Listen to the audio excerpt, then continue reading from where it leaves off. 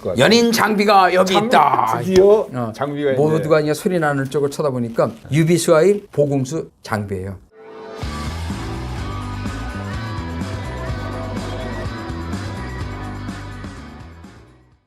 반갑습니다. 정사 영웅삼국지 강영원. 신현철입니다.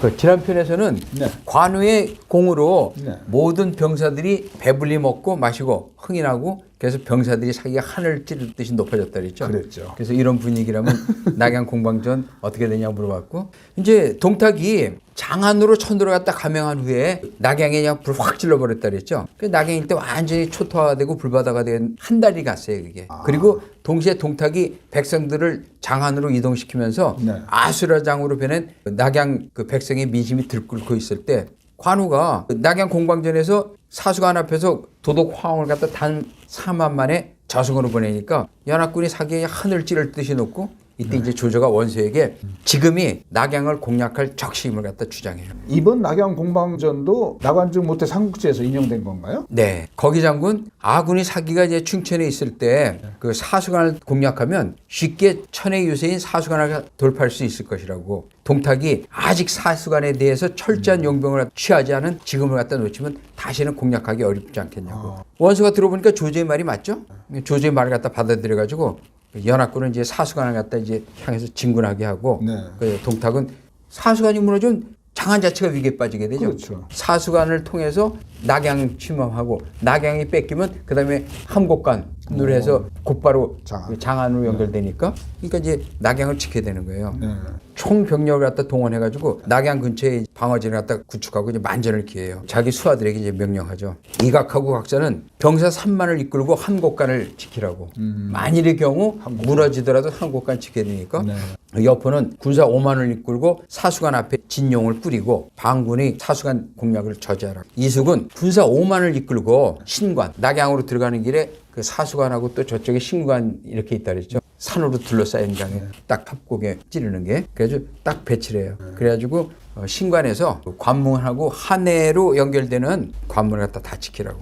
동탁이 용병을 마치고 자기 자신은 이유, 장제 등하고 5만 명의 병사를 이끌고 이제 사수관 안으로 들어가요. 사수관으로 말할 것 같으면 낙양, 장안으로 이어지는 중요한 관문으로 이것만 제대로 철저히 지켜도 상대편의 군사의 통로가 철저히 차단되는 천의 요새예요. 조조가 동탁의 군대 배치를 보고 한해 본영에 모인 지휘관들에게 이제 의견을 내놓죠. 지금 동탁이 사수관을 지키고 옆으로 하여금 사수관 앞에 영체를 갖다 구축하게 한 거는 사수관의 천연 지형을 갖다 활용해가지고 우리 반동탁 연합군하고 장기적으로 대처하고자 하는 계책일 거라고. 이것은 우리 연합군이 그 단점이 뭐예요? 각 층에서 모여가지고 지휘 체계가 이원화돼 있죠. 좀 약하죠. 나중에 이견이 갈리면 서로 반감될 수 있다 이거죠.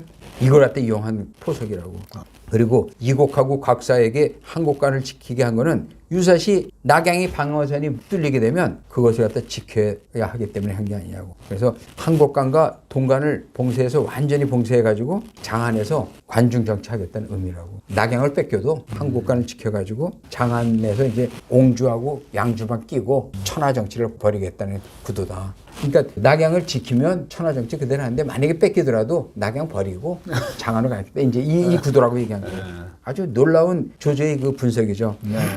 그리고 이숙에게 한해로 연결되는 관문을 지키게 한 거는 여차하면 한해를 통해서 연합군이 후방을 돌아서 공격하려는 기습책이라고. 따라서 우리는 군사를 둘로 나눠서 대항해야 된다고. 그 원소가 조조의 계책이 맞거든요. 그러니까 이제 받아들여가지고 조조, 유대, 교모, 원유, 장막을 사수관으로 보내요. 그리고 나머지 군웅하고 군사들은 한해 진용을 지키게 하죠. 양쪽을. 그렇죠. 둘로 갈랐어요.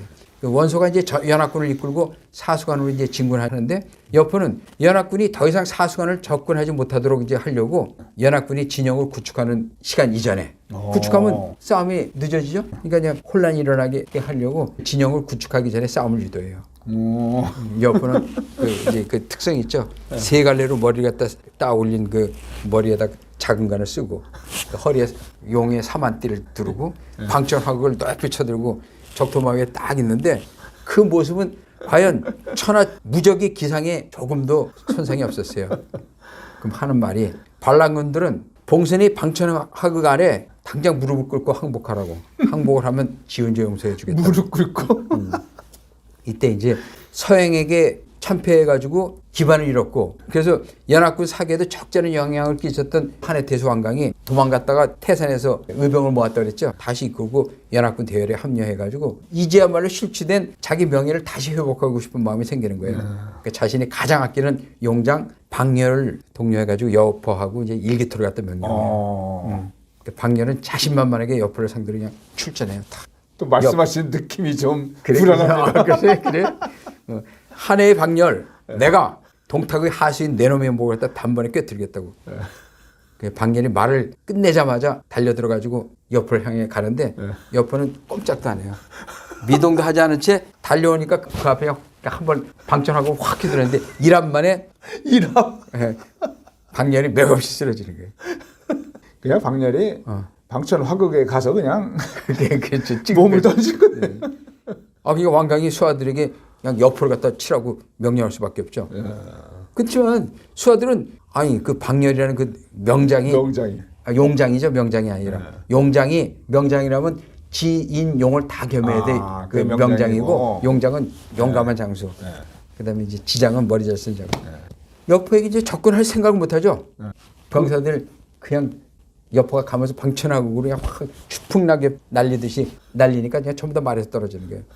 여포가 이제 곧바로 그 서량 철기를 이끌고 왕강의 대열로 밀고 들어가는 거예요. 왕강은 철과 기병을 갖다 이끌고 또 도망가야 돼요. 사냥터에서 원유의 군용으로 그냥 대표하고 말아요. 이번에 제대로 복수하겠다고 왔는데 또 당했어. 그 원유의 군용에 모여있던 연합군 지휘관들은 여포가 사기 충천한 서량 철기를 갖다 이끌고 파죽지세로 그냥 공격해 오니까 이들이 사기를 갖다 떨어뜨리기 위해서 여포를 물리칠 장소를 갖다 찾아요. 이때 이제 연합군 중군 부장 목순이 한껏 의기를 내세우면 나타나요. 소장이 사기가 떨어진 연합군이 사기 신작을 위해서 여포의 목을 갖다 가져오겠다고. 그 모든 지휘관이 목순이 기세 높은 의기를 갖다 보고 기대를 거는 거예요. 기대. 또 불안합니다. 그렇죠.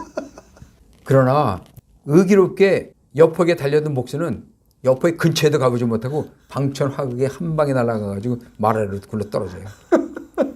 연합군의 맹주 원수를 위시한 모든 지휘관들은 여포의 기세에 눌려서 유체 이탈 상태에 빠지는 거예요. 유체 이탈. 몸은 여기 있는데 정신은 없는 거예요. 안드로메다. 그렇죠. 여포는 일기토로 그 연합군의 맹장군들을 도륙하고 반동탁 연합군 병사들이 사기가 떨어져 있으니까 진압군들이 사기 한층 올라가죠. 이제 재미가 붙었어요. 여포가 계속 연합군 진영 앞으로 와서 일기토를 갖다 유도하는 거예요. 병사끼리 대군끼리 싸우는 게 아니라 일기토 하자 이거예요. 장구들 다 나오라 하나씩 하나도 야 재미가 붙었어. 그냥 사람들이 전부 다 옆에 감탄하는 거예요. 와 저런 무예가 있냐고. 천하의 봉선이 여기 있다고. 원선은 직접 나와서 너 나랑 일기토 하자고. 내가 네 놈의 목을 단칼에 베겠다고. 봉선이. 단창에 찌르겠다고. 간담이 서늘해지죠. 저 무례한 여포를 기세를 갖다 꺾을 방도가 없겠냐고. 힘이 빠지면서도 격노해서 말해요. 공룡의 부장 무한극이 50근 철근을 갖다 끌고 원수 앞에 버텼으면서 말하죠. 소장이 한번 붙어보겠다고. 장수의 명예는 싸우다가 죽더라도 전장에서 죽는 게 명예가 아니겠냐고. 무한극이 50근 철근을 갖다 휘두르면서 여포에게 달려드는데 겨우 10판 만에 그 여포가 휘두른 방천화극에 철퇴를 휘두르던 왼팔이 그냥 잘려나가고 원소는 군사들을 보내가지고 무한극한테 이제 구출하게 하죠. 50근이면은 곱하기 600 하면 30kg네요. 30kg를 그냥 한 손으로. 연합군이 여포와의 계속된 일교태에서 패해가지고 군의 사이가 계속 저하되니까 이제 할 수 있는 방법은 실추된 연합군 병사들이 사기를 갖다 올리는 전술이 가장 급선무가 돼 있어요. 이때 조조가 원수에게 조언을 해요. 여포와의 일기토론은 우리 병사들이 사기를 저할 뿐이지 그를 상대할 사람이 없는 것 같다고. 1대1로는 안 된다. 그렇죠. 여포는 장수와의 일기토에 이제 재미가 붙어가지고 우리 영체에 계속 따라와서 붙자 유혹하는데 그 뒤에는 서량 철비경 수천 명만을 끌고 왔다고. 그러면 우리 병사의 전력이 월등 앞서니까 수만의 병사를 갖다 그냥 여포를 갖다 공략하게 하자고. 그래서 일시에 우리 병사들이 싸우면 여포는 일기토고 뭐고 도망갈 거 아니에요. 1대1로는 안 되겠으니까 그렇죠. 단체로 이제. 그렇죠. 그러니까 조조가 원세에게 조언을 마치자마자 또 여포가 연합군 진영으로 와서 또 연합군을 희롱해요. 야, 너희 연합군이라고 이름만 세웠지 한 명도 제대로 된 장수가 없는 오합지졸이구나. 원소야, 너 당장 나와서 나에게 목을 내밀라고. 나와 붙자. 여포의 그 일성에 연합군이 자존심이 구겨질 대로 구겨지죠. 그렇죠. 아니 1리터도 못하고 자신감 없이 전부 다들 그 장수라는 것들이 다 뒤로만 숨으려고 하니까 원수하고 조조가 이제 그 말을 들으니까 자존심 상하니까 대군을 이끌고 병끼리 싸우시키는 걸 잠시 보류하는데 한 무사가 소리치며 여포에게 달려들어요. 누구겠어요? 오, 관우 아니면 장비일 것 같아요. 연인 장비가 여기 있다. 드디어 장비가 있네. 모두가 그냥 소리 나는 쪽을 쳐다보니까 유비수와의 보공수 장비예요. 그동안 유비 삼형제는 한해 진영이 있었어요. 그러다가 사수관에서의 전투 소식을 듣고 전투에 조금이라도 힘을 보태려고 삼형제가 사수관으로 이동해가지고 방금 전에 이제 도착했던 건데 장비는 직접 자기가 나서서 날 갖다 여포하고 싸움시켜달라면 또 전에 관우가 화웅 전투 때 망신당했듯이 비루한 지기 때문에 망신당할 걸 두려워해가지고 앞으로 나서지 못하고 이제나 저제나 이제 부르는 사람이 없을까 하고 생각하던 중에 나서는 사람이 없으니까 곧바로 그냥 달려드는 거야 지가. 명령도 받지 않고 주군을 배신하고 부귀영화를 누리는 한심한 쓰레기 여포야. 장비 장팔 삼호 맛을 보여주겠다. 허가도 없이 그냥 이제 허가도 없이 튀어나간 거예요. 튀어나가서 이제 지금 대화를 하는 거네. 여포가 적통하게 몸을 고추 세우고 딱 쳐다보니까 고린을 갖다 부릅뜨고 호랑이 수염을 갖다 곤두세우고 험상궂게 일그러진 얼굴로 장팔 삼호를 갖다 비껴두고 달려드는 형국이 어떻게 했어요? 졸장 같겠어요? 명장 같겠어요? 아니 뭐 무시무시한 장문 모습이죠. 맹장으로 보였어. 근데 몸에 걸친 갑주하고 투구, 마장을 행색을 보니까 무명소절이에요. 그러니까 냉큼 사라지거라. 졸기가 나설 자리가 아니라고. 여포가 냉소적으로 얘기하니까 장비가 더욱 열나죠. 역적 여포야 연인 장비 장팔 삼호 맛을 보라고.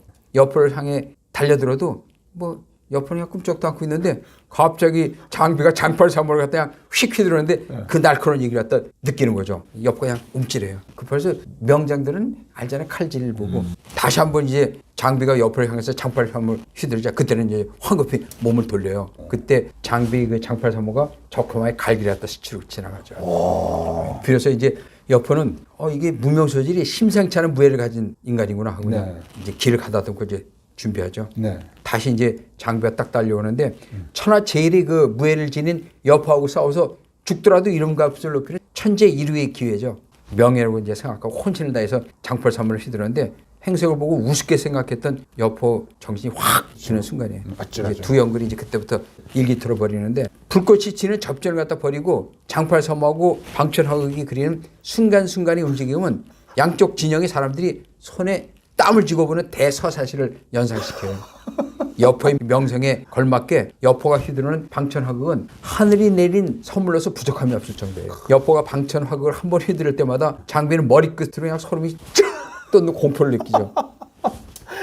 또한 장비 그 장팔 삼호 이게 여포의 작은 가를 갖다 스치거나 그 연한 철갑을 스쳐가면 여포도 그냥 간듬이 서늘해지는 걸 느껴요. 어느 한쪽도 밀리지 않고 50합을 넘기고 적토마도 장비의 주마도 비 오듯이 땀을 흘려요. 말들이 땀을 흘려요. 그냥 서로 재갈을 씹어요 말들이. 말은 지쳐도 여포와 장비를 지치는 기색이 없었고 몇 차례 더 교접하면서 장비가 조금씩 이제 얘기가 꺾이기 시작해요. 이때 간호가 힘차게 말을 들어서 여포에게 이제 달려드는 거죠. 여기 관훈장이 있다. 역적 여포는 내 청령 언월도를 받으라고. 관우가 여포에게 달려들어서 청령 언월도를 딱 내리치는데 그때 이제 한때 고전하던 장비가 잠시 숨 쉴 틈을 얻었죠. 잠시 후 장비가 관우하고 협공해서 여포에게 이제 공격해요. 세 사람이 물고 물리면서 이제 공기를 가르는 창술이 천상 최고의 무예를 갖다 선보이는 거죠. 야, 이건 뭐 세계 레슬링 시합은 저리 가라네요. 세 사람이 어우러지기를 30여 합을 이제 새로 시작했어요.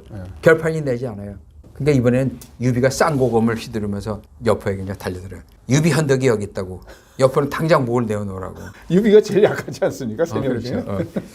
여포는 유비 간우 장비 협공을 받아서 세 방면에서 서로 부딪히는 병기가 이끌어내는 불꽃. 이것은 이를 관전하는 수만 병사들이 눈에서 내뿜는 불꽃보다 더 강렬했어요. 야, 이건 세계 최고의 명장면 그렇죠. 아닙니까 이거? 유비가 휘두르는 3대1. 쌍고검을 방천화국으로 번개같이 맞고 그 유비를 향해 화극을 찌르면 곧바로 관우의 청령 언월도가 여포를 내리치고 여포가 몸을 피해서 이제 관우를 향해 화극을 휘두르면 장비가 장펄 사물을 갖다 고추 세워서 여포를 찌르려고 달려들길 수십 차례 이제 반복돼요.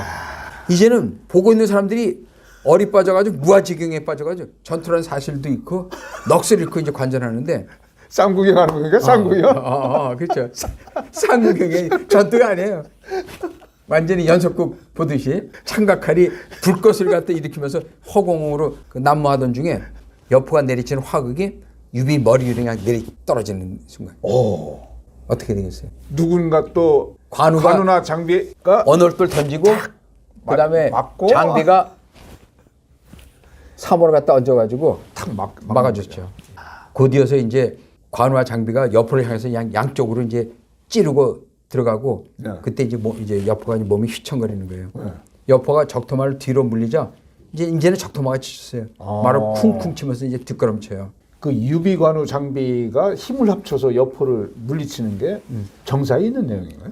이건 정사보다도 낙양 공방전의 문제는 워낙이나 삼국지 매니아들에게 깊은 인식이 돼 있어요. 너무 깊이 각인이 돼가지고 이 문제는 정사를 확인하지 않고 네. 이제 나간중 삼국지를 인용했던 거예요. 여포는 이것까지도 거부하면 삼국지의 어떤 기본 틀이 흐려질 것 같더라고요. 네.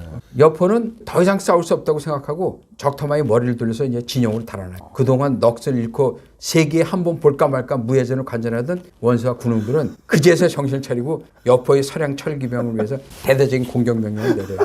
사기가 오른 연합군은 우리 같은 함성을 지르면서 여포의 철기병을 추적하고 사수관 앞까지 이제 진격을 하는데 여포가 천의 요새 사수관에 다다르자 여포와 철기병을 들여놓은 사수관의 관문이 굳게 닫히죠. 다 되죠. 원소가 연합군을 이끌고 사수관을 갖다 돌파하려고 하는데 이미 오래전에 방비 대책을 마련해 놓은 동탁 진압군이 강렬한 저항을 받게 되죠. 관문 위에서 하늘을 쏘놓는 듯이 화살이 날아오고 양쪽 절벽에서 통나무 암석 바위가 벼듯이 쏟아지죠. 유비 삼형제 승리에 들떠서 정신없이 여포 군사를 갖다 추적해가지고 사수관까지 진입했지만 연합군은 공성에 대한 만반의 준비를 갖췄던 것도 아니에요. 그냥 사실 그 무예전을 보다 저희들도 이기니까 그냥 얼빠져서 그냥 공격했던 거예요. 이런 정도의 승리에 만족하고 군사를 돌려서 본영을 돌아가는 게 옳다고 생각하고 이제 돌아가요. 이제 원소는 유비 삼형제의 승리를 갖다 축하하는 연회를 열고 모든 병사들이 오랜만에 풍족히 먹고 마시고 편히 휴식을 취하는 이제 시간을 주죠. 유비관우 장비가 완전히 이제 뜬 거네요. 그렇죠.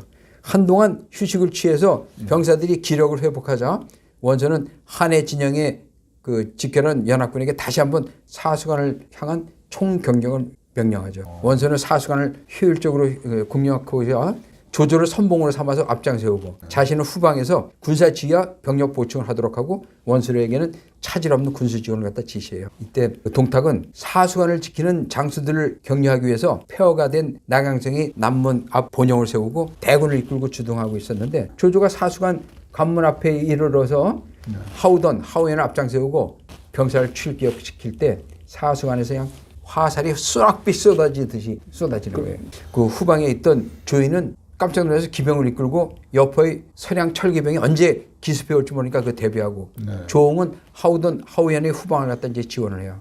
철도원 같은 사수관의 방비로 인해서 하우던은 사수관 공략이 수월치 않다는 걸 느끼죠. 그러니까 이제 그 하우던이 형님 도저히 이거는 공략할 수 있는 길이 없다고. 그러니까 이제 조조가 하우연, 조인, 조홍 형제들을 딱 본진을 불러들여서 그러면 어떤 방법을 썼으면 좋겠냐고. 이제 하우던이 한참 고민했더니 형님 이거 사수관을 통한 그 공세를 갖다 하지 말고 지금 동탁은 사수관 후방에서 주둔하고 형량에서 쳐들어오는 연합군을 그 막기 위해서 5만의 군사를 제외하고는 전부 사수관과 낙양 일대 관문에 배치했다고. 이 때문에 사수관에는 적이 강병이 포진되어 있는데 마치 우리 연합군도 이것에 대군을 이끌고 있어서 동탁은 사수관 주변에 많은 병력을 배치할 것이라고.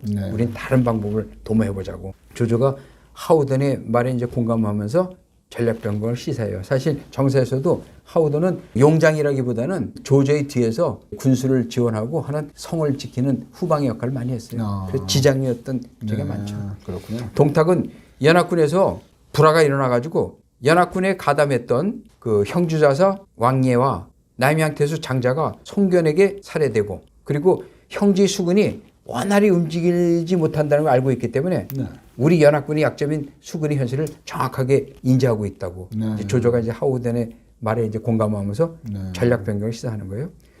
이로 인해서 동탁은 하우던이 귀수, 이수 방면으로의 수군 공격이 불가능한 것을 확신하고 있는 듯하니까 이를 여기로 이용해서 공략하는 것이 어떻겠냐. 귀수, 이수 기억나죠? 조홍이 옛날 일 반추하면서 얘기해요. 형님, 기수, 이수를 이용한 전투 많이 걱정이 된다고. 지난날 우리 형제가 변수로 나와가지고 평양을 치다가 거기서 위수도 죽고 포신의 그 동생도 죽고 네. 그런 전투 그때 형님이나 나나 서영이 목숨까지 빼앗길 뻔한 적 있지 않냐고. 적잖이 두렵지 않냐고. 조자가 껄껄 웃으면서 대답해요. 천하의 자렴이 두려워하는 거 있냐고. 나는 이를 이용해서 허허실실 전략을 활용하고자 한다고. 동탁은 어떻게 생각하고 있냐면 우리 반동탁 연합군이 변수에서 대패해가지고 심리적으로 이것을 회피하기 때문에 여태까지 수로를 이용한 전투를 갖다 버리지 못한다고 생각하고 있었다고 본다고. 나는 이를 역이용해서 무중생유 전략을 활용해서 허허실실을 이루고자 한다고. 허로서 실을 갖다 쟁취하는 거예요. 모두가 기발한 조지 발생에 혀를 들려. 아, 형님께서는 어쩜 그런 꾀가 나오는지 모르겠다고.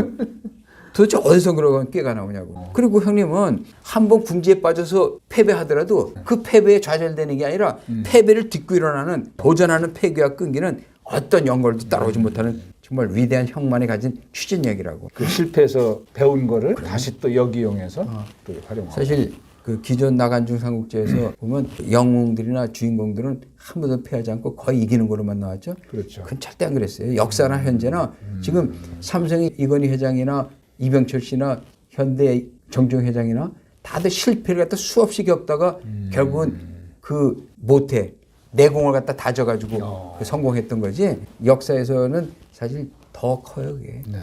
수없이 패배하고 거기서 이제 그 내공이 생겨가지고 자기 이게 또 인간사의 모든 거지. 절대로 크게 성공한 사람들 한 번에 성공한 사람 없는 거예요. 근데 역사나 이런 소설 같은 데서는 한 번에 하는 게 다 승승장구로 이루어진다고 하니까 일반 범인들은 아우 나는 저런 영웅이 되지 못하니까 하고 포기하게 만들죠. 아예 포기하죠. 그렇죠. 아니에요. 네. 절대 모든 범인도 다 영웅의 기질을 가지고 있어요. 네. 포기하지 않고 좌절하지 않고 끝까지 하면 결국은 성취하게 되는 거예요. 강 박사님 말씀드리니까 용기가 납니다. 그렇습니까? 조제가 깔깔 웃으면서 그 사촌 형제하고 부장들에게 이제 지시를 내려. 하우든 여전히 반동탁 연합군 대군이 사수관을 갖다 공략하기 위해서 모든 군사력을 투입한 것처럼 사수관 앞에서 허장성세를 부려라. 그 조이는 소시 기병과 군말을 이용해서 후에서 말 발굽 소리, 그 군사훈련 고함 소리를 갖다 일으키면 사수관 내에 여포나 동탁은 아직도 이 사수관 앞에 대군이 주둔하는 것처럼 느낄 거니까 그렇죠. 그런 분위기를 갖다 연상시키라고. 그렇죠. 무중생유의 전략을 이제 활용한다고. 네. 전략 회의를 마치고 조조는 원수와 원술에게 확보할 수 있는 최대한의 배를 조달해달라고 부탁을 해요. 저쪽을 쳐야 되니까. 그렇죠. 네. 그 저번 조조가 대표했던 귀수 이수로의 그 전투를 행하게 되는데 네. 결과가 어떻게 되겠다고 느껴지세요? 이번에는 저번에는 실패했지만 이번에는 성공할 것 같은데. 그럼 여기서 끝을 내야지. 또 그 결과를 궁금해지겠네요. 네. 여기서 끝을 내야 되겠네. 예. 다음 편이 기다려집니다. 끝까지 시청해주신 시청자 여러분께 감사드리고 다음 편에서는 더욱 좋은 소재로 시청자 여러분을 찾아뵙겠습니다. 감사합니다.